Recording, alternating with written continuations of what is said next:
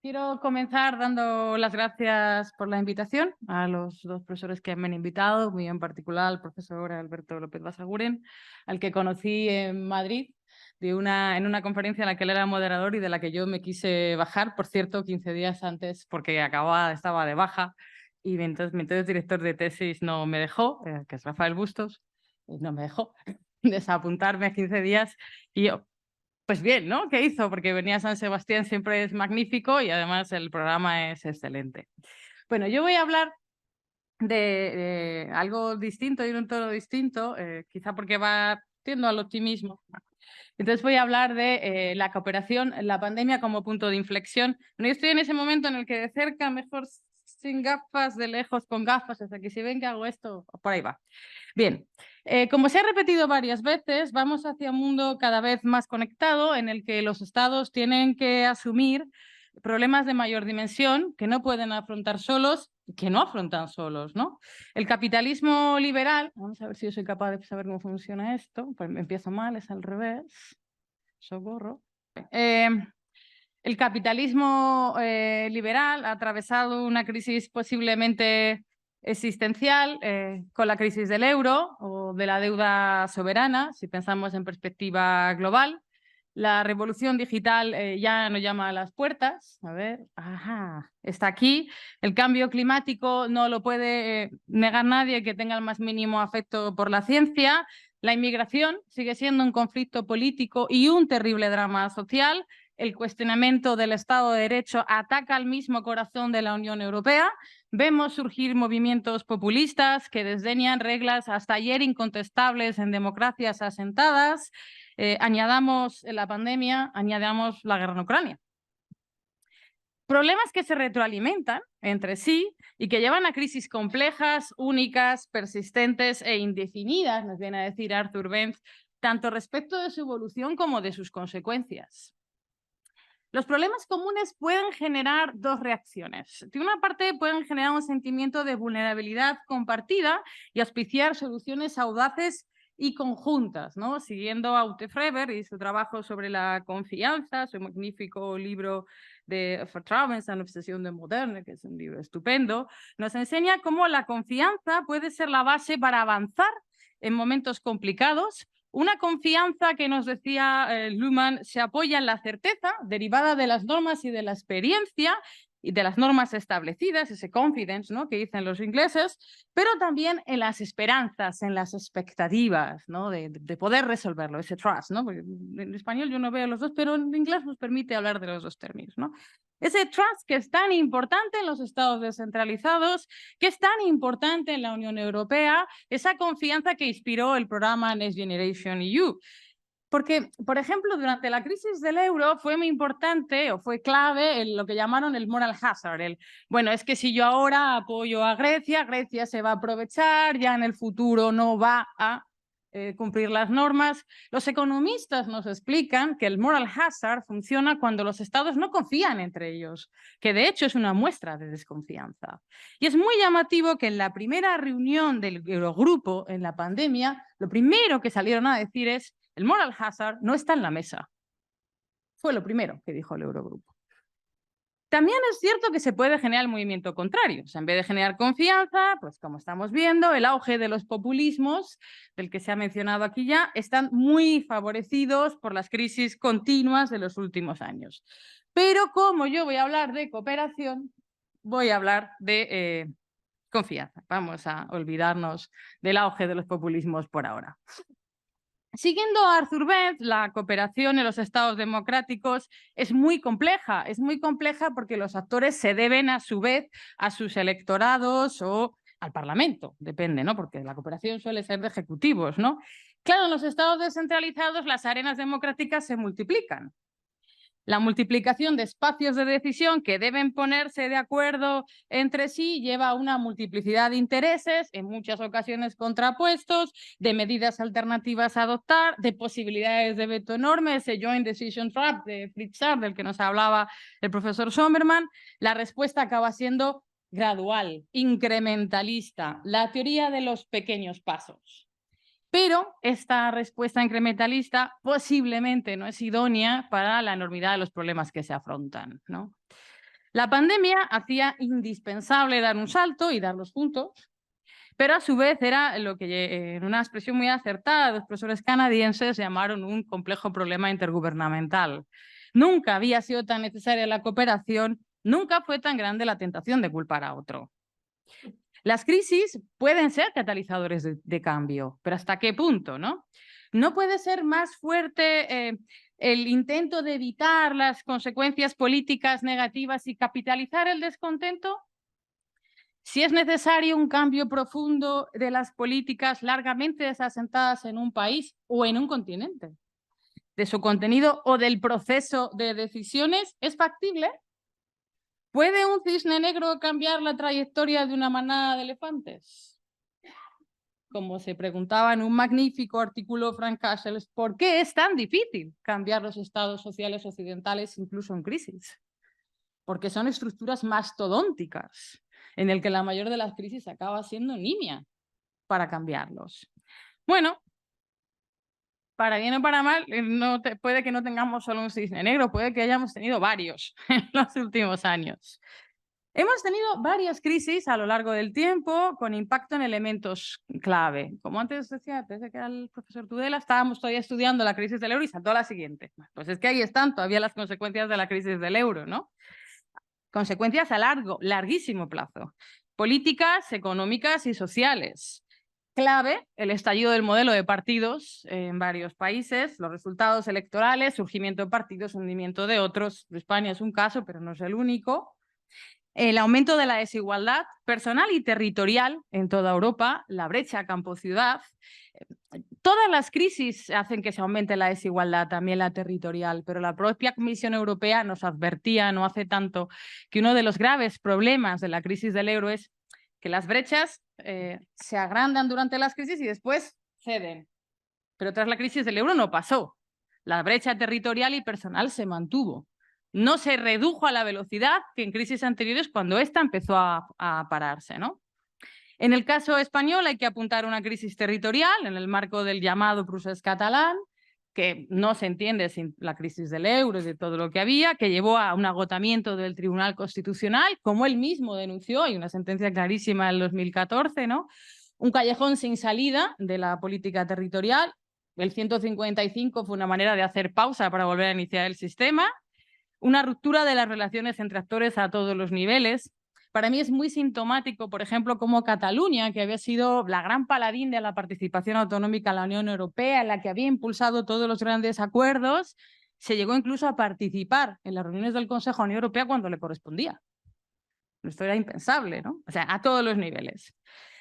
Las crisis pueden llevar a cambio de actores y al procedimiento a seguir para tomar las decisiones. Bueno, en los últimos años es cierto que hemos vivido un auge de la cooperación y las negociaciones entre actores políticos y territoriales. Desconocido en el caso español en varios frentes. Coaliciones de gobierno a nivel de Estado y de comunidades autónomas, no olvidemos que muchísimos gobiernos autonómicos eran coaliciones, en el seno de los parlamentos, gobiernos con minoría parlamentaria. Hay una conexión grupo parlamentario, gobierno autonómico, secretarías generales de los partidos muy importante en un sistema con partidos en general disciplinados y bastante verticales, que yo no subestimaría y que ha sido caldo de cultivo para muchas decisiones, y la cooperación intergubernamental. A ver, algunos datos. Aquí es cuando me tengo que poner esto. Vale. Me he dejado fuera la conferencia de presidentes porque es un caso bastante más conocido. Es cierto que pegó un rebote enorme de reuniones, pero es un caso bastante más conocido. Pero si nos vamos a las conferencias sectoriales, es cierto que se produce un clarísimo aumento, como podemos ver ahí, por periodos. En el último 2019-2022 es clarísimo. También tenemos 2021-22. El 2023 es que solo tenía datos hasta marzo del 23. Tampoco iba a dar la lata a las unidades para venir aquí. Entonces, hasta donde tenían publicado, cogí. ¿Vale? Y entonces, es cierto que hubo muchas reuniones que fueron de la Comisión Interterritorial del Sistema de Salud, el Sistema Nacional de Salud, que por cierto ya funcionaba muy bien, que posiblemente explica parte de su éxito, pero ojo, de esas 507 reuniones que tengo, ahí bueno, 543, 507 son hasta diciembre del 22, que son las que puedo comparar con sanidad, O sea, en el periodo 19-22, de 507 reuniones de las conferencias sectoriales, 158 fueron de sanidad. Las otras 349 no. O sea, sigue siendo mucho más que en periodos anteriores, ¿no? Y, esperar. Vale. Si esto lo comparamos sobre todo, yo lo compararía sobre todo con la etapa de la crisis del euro, 2011-2015, el verde yo sacaría, luego hablaré de ello el 2015-2019, porque los factores políticos influyen mucho. En cuanto tienes un año de elecciones autonómicas y generales a la vez, te descoloca los números, porque se para bastante ese año, ¿no? Y fueron años complicados, los mil. O sea, en el periodo 2011-2015, que fue un periodo de crisis del euro, que sufrieron muchísimo las comunidades autónomas. O sea, hasta el Comité de las Regiones dijo, las regiones italianas y las españolas son las grandes Paganini prácticamente de la crisis del euro, ¿no? Claro, la diferencia es abismal con cómo se abordó la pandemia, ¿no? Por poner dos crisis, ¿no? También diría que podemos decir que se aprende, ¿no? Porque las conferencias intersectoriales, por ejemplo, de las que se habló antes, empezaron en la pandemia, la conferencia de sanidad invitó a la educación para reunirse juntos, pero luego se ha vuelto a hacer. Se ha hecho, por ejemplo, en el tema de los refugiados, con Ucrania, y también se ha hecho en el tema energético, ¿no? Digo además que se aprende porque este entramado que se forma para la pandemia después se aplica al plan de recuperación y se aplica a la crisis energética, ¿no? 157 reuniones de las conferencias sectoriales hasta marzo del 2023 son para abordar el plan de recuperación. Es decir, vas sobre lo que ya estás haciendo, ¿no? Hay además, creo que es interesante, la clarísima caída de los recursos de inconstitucionalidad ante el Tribunal Constitucional, los conflictos Estado-comunidades autónomas, para ver que va más allá de que se reúnen, ¿no? Porque a veces si uno va a los informes se encuentra que te dicen en tal reunión se habló de tal proyecto de ley, pero no solamente es importante porque se habla del proyecto de ley, es que en las reuniones se intercambian posiciones, se preguntan, se avisan, se dicen, oye, he leído que va a salir esta ley. Esto es clave. O sea, para mí el Bundesrat siempre decía, es que tienen un sitio en el que encontrarse.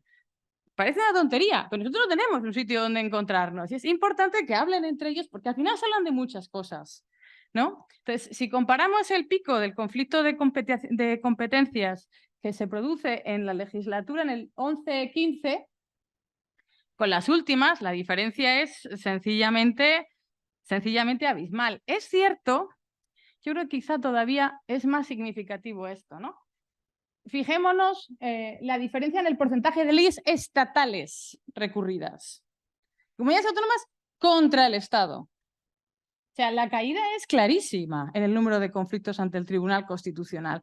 Y digo que esto es importante porque gran parte de la caída de los recursos uno puede pensar, y se ha hecho mucho trabajo con el artículo 33 de la Ley Orgánica del Tribunal Constitucional. Ha habido muchísimas reuniones, ha habido muchísimos acuerdos, han sido muy importantes. Se han firmado un 30% más que en el periodo 2011-2015, que fue la segunda legislatura, que es ahora mismo la segunda que más se firmaron. Pero el 33 no vale para las leyes estatales. Rara vez se firman, porque es Estado, comunidad autónoma. Entonces, ¿cómo va el Estado a negociar con una comunidad autónoma y las demás? El 33 no se usa para leyes estatales, solo se usa una vez, por cierto, con Andalucía. Es la única vez que se ha aceptado un 33 contra una ley estatal. Pero tiene que ser una previsión normativa que afecte muy particularmente a una comunidad autónoma y no a las demás. Entonces, esa caída indica que hay algo más. Hay algo más en el sentido de las reuniones entre los distintos gobiernos, razones incluso más sistémicas, la cooperación como integración, se suele decir, la cooperación entre partidos dentro del gobierno. Hay un estudio, un libro muy interesante de Bolleyer que nos explica que los gobiernos de coalición son gobiernos en general más proclives a la cooperación y en la que funciona bastante mejor. Funciona bastante mejor porque la cultura de negociar y ceder ya la tienes dentro del propio gobierno. Entonces, cuando te sientas a negociar con otro territorio, ya no estás negociando lo mismo, porque tú ya has perdido territorio dentro del propio gobierno, ¿no? La gran excepción es Alemania, que no suele ser de gobiernos de coalición, últimamente más, y sin embargo la cooperación funciona. Pero ahí tienes el Bundesrat, que siempre es como el elemento distinto, ¿no? Entre grupos parlamentarios, como he dicho antes, ha funcionado mucho la cooperación conectados con los gobiernos autonómicos o con las secretarías generales y, como digo, en los sistemas de cooperación, ¿vale? Entonces, yo creo que eso explica mucho esa caída que vemos ahí. Es cierto, o sea, que en la época de Rajoy, perdón, 2011-2015, hubo muchos casos que fueron Cataluña. Cataluña, Estado, Estado, Cataluña, ¿no? Pero fijaros, si metemos todos los casos en los que fue Cataluña contra Estado, Estado contra Cataluña, eran 48. Siguen quedando 125. Y algunos de los de Cataluña eran también medidas de austeridad, que luego se repetían. El conflicto de vivienda, por ejemplo, que empieza en Andalucía, luego se va repitiendo en otras comunidades autónomas. Pero incluso seguirían quedando bastantes, ¿no? Bueno, por ser rápida, porque además luego me toque y no quiero dejar a media la... Voy a coger un tren y luego nos dejo discutir. Algunas conclusiones y algunas reflexiones, porque relevantes que me consta que he dejado fuera. Bien. La descentralización política es un elemento estructural del sistema constitucional. Define y se nutre de la estructura. Los cambios en el sistema le afectan y viceversa. Los cambios en el Estado autonómico afectan al sistema en general, ¿no? Pero los cambios son complejos. No bastó una crisis. No bastó la pertenencia a la Unión Europea, ¿no? Por ejemplo, en el ámbito de la Unión Europea, en el ámbito de la cooperación, en la Conferencia de Asuntos Relacionados con la Unión Europea, es cierto que la cooperación, sobre todo a raíz de los acuerdos de 2004, funcionó bastante mejor, mucho mejor que en otros ámbitos. Las comunidades autónomas fueron capaces de reunirse entre ellas, adoptar posiciones comunes, sin el Estado en muchos casos, y ahí están los informes, de ponerse de acuerdo en quién tenía que ir cada vez al Consejo, o sea, acuerdos que nos habría parecido no hace tanto. Pero esta cooperación, que yo me acuerdo que la trabajé hace años y yo dije, se extenderá a otras áreas. No se extendió a otras áreas, se quedó en el ámbito de la participación en las comunidades europeas, en la Unión Europea. Dicho sea, sigue siendo hasta la fecha mucho más la cooperación en esos ámbitos que en otro. Por ejemplo, si vamos aquí al 2016, el 2016 queda muy bajito. El 2016 solo tiene 39 reuniones. 18 eran preparatorias de consejos de medio ambiente, agricultura, ganadería en la Unión Europea. O sea, es la que se mantuvo, ¿no? O sea que siguió funcionando. Hizo falta, para que los números se despegaran, un vuelco en el sistema de partidos, varias crisis y diría también un golpe de timón de la Unión Europea. Es decir, la Unión Europea, ese proceso de estamos incluidos en otro proceso que a su vez nos afecta, influye su llamada al trabajo conjunto, o sea, que lance el plan de recuperación a su vez también influye, ¿no? Y esa confianza acaba permeando en el sistema, ¿no? Va impelido hacia adelante con la Unión Europea y al revés. La cooperación acaba generando cooperación porque necesita confianza. El federalismo, leí una vez, no recuerdo el autor, es un juego que se repite muchas veces. El actor que hoy pide una cosa, mañana tiene que ceder en otra, tiene que conseguir otra cosa. Es un juego repetido una y otra vez. Por eso es tan clave la confianza, ¿no? La cooperación en pandemia llevó a la cooperación ante la crisis socioeconómica después, ante la crisis y ante la crisis energética. Claro, pero la confianza a veces puede dar pasos atrás. Ahí vimos la pandemia, ¿no? Hubo una cooperación y de repente, se ha mencionado varias veces el caso de Madrid, fue clarísimamente, se pasó de formar un grupo de trabajo a un enfrentamiento directo, ¿no? O sea, la confianza puede ir hacia adelante y hacia atrás continuamente, ¿no? Pero, además, también, digo ahí, la cooperación responde a la idiosincrasia de cada país. Bueno, el sistema de descentralización es un resultado del conjunto de factores propios de cada país, ¿no? Si volvemos a Vicky Jackson, un artículo que me parece sensacional, ella pone de relieve cómo es muy difícil, se ha dicho aquí ya, comparar estados federales entre sí, porque responden a una multiplicidad de factores. Entonces es muy difícil compararlos entre sí. Quizá, dice ella, dentro del derecho comparado, quizás lo que es más difícil comparar entre sí son estados federales, ¿no? Y lo diga ella, que compara también, ya le da uno esperanzas, ¿no? Ya, pues no soy solo yo, ¿no? Entonces, en nuestro caso creo que es muy importante señalar que ha sido muy importante la cooperación bilateral, ¿no? La cooperación bilateral, yo alguna vez la he llamado la válvula que ha evitado a veces que la olla estalle, ¿vale? Para evitar recursos de inconstitucionalidad, por supuesto, ha sido la vía del 33.2. Para hacer transferencias, algunas muy importantes, muy simbólicas, para el País Vasco, por ejemplo, las cárceles, Navarra, la policía de tráfico, pero tampoco subestimaría la importancia para Canarias de la gestión del litoral o para Baleares.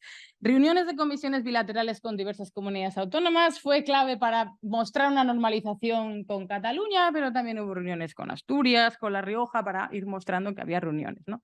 Y tampoco dejaría de lado la mesa del diálogo como foro de, bueno, vamos a intentar encauzar el conflicto, ¿no? Claro, en un contexto de polarización política clarísimo, ¿no?, aparece un modo de relación entre actores que parece basado en el consenso. ¿Cuál influirá en cuál? ¿La polarización llevará a que se acabe la cooperación o la cooperación hará que vaya disminuyendo? Creo que es muy significativo cómo cae la cooperación en los años electorales. O sea, es clarísima la influencia de la situación política, ¿no? Creo además que las elecciones del 23 de julio, la política territorial ha sido clave en las elecciones, fue clave en la campaña y ha sido clave en el resultado. Creo que a su vez nos dice muchas cosas sobre el futuro de la política territorial. Ya les han apuntado aquí los datos de Cataluña, ¿no? Ese Partido Popular con esos resultados, ese PSC como el primero y Sumar como segundo, ¿no? Partidos estatales, o sea, eso dice mucho. Y yo también soy al respecto optimista, lo digo yo que he vivido allí muchos años. Otros factores eran clave, cómo evolucionará la guerra en Ucrania. ¿Y las nuevas coaliciones en los gobiernos autonómicos? Los partidos que dicen que no quieren saber nada del Estado autonómico van a desistir de las vías para participar, ¿no van a ir? Es decir, ¿van a desistir de las vías que se le han abierto para decidir? Porque en el mundo de hoy decidir es participar en el debate que lleva a la decisión final, ¿no? La cooperación intergubernamental ha ido ganando importancia porque permite ser parte de una decisión en un mundo en el que la separación de ámbitos es falaz, es irreal. Esto es un artículo de Francesco Palermo, que todos hablaban de segundas cámaras. Es que la cooperación intergubernamental se está imponiendo en muchos países por la propia realidad sociopolítica de los países. La cooperación parece actuar como elemento de estabilización del conjunto, ha permitido una intensísima actividad normativa, elevadísima del Estado de las comunidades autónomas, paralela a una reducción de la conflictividad jurisdiccional. No se ha producido una revolución, quizás sí una innovación, eso que dice Ben, cambios en la dirección que siguen quienes deciden y desarrollan las políticas públicas que son aceptados por el resto, en la manera de decidir, en las políticas públicas, los grandes temas determinados por la crisis y por la Unión Europea, conjugados con los intereses de cada país, no es la panacea. El sistema competencial está anquilosado, la dependencia del Tribunal Constitucional sigue siendo excesiva, la financiación autonómica está en dique seco, la cooperación entre comunidades autónomas es clave y ni está ni se la espera. O sea, al igual que el Tribunal Constitucional no lo podía resolver todo, la cooperación tampoco. Pero es un apoyo más, posiblemente mucho más importante de lo que se suele pensar porque permea el conjunto del sistema. Se negocian y aprueban las normas, el desarrollo e implementación de políticas públicas, se alivian los tribunales. ¿Se puede desandar lo andado? ¿Podemos volver hacia atrás? La respuesta obvia es que sí, se puede desandar lo andado. Por supuesto, pero nunca se vuelve exactamente al punto de partida. Porque el día que vuelve a hacer falta replantearse las decisiones y el camino que se sigue, el día que volvemos a tener un reto que afrontar, lo primero que se hace es analizar y recordar las decisiones y reformas que se adoptaron. Por eso nos dicen los expertos en ciencia administrativa que ni las reformas que jamás vieron la luz fueron completamente en vano, porque el día que se afronta una nueva, se recoge qué pasó, ¿no? Entonces, con esto, más o menos, yo iría acabando, por no decir que acabo. Diría que hemos visto una evolución clarísima de la cooperación, indispensable, necesaria, insuficiente. Pues quedan otros muchos problemas por resolver, pero yo no la subestimaría y diría que trae causa de muchos factores. La Unión Europea, la situación política y las crisis que estamos viendo. Sería todo.